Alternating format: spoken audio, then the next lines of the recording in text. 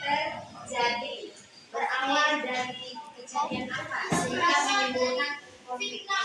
Nah, ada yang memfitnah,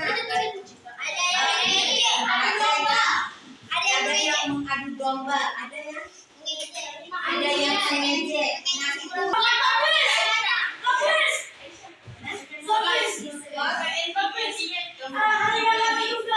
ya. Nah, nanti supaya sembuh sudah ada kejadian ya, ada permasalahan karena difitnah tadi, sehingga orang-orang mengusir si fulan dari kampung misalnya. Nah, itu kan kejadiannya. Jadi dia senang, kemudian dia menjadi kepala desa, berarti dari sini. Kemudian ada satu orang datang, contohnya tadi yang disebutkan. Penyebab dia panggil kembali. Nah, istilahnya ini ya.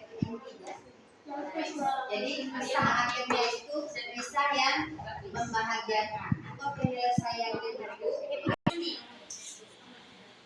Ini yang tulisan fiksi. Kalau fiksi, apa itu tulisan fiksi? Tulisan yang bukan kejadian yang nyata. Ya, satu kejadian bukan berdasarkan kenyataan yang merupakan imajinasi. Hanya karangan yang ada di pemikiran si penulis. Bisa jadi ini rencana-rencana, bisa juga disebut dengan fiksi. Itu fiksinya. Gagasan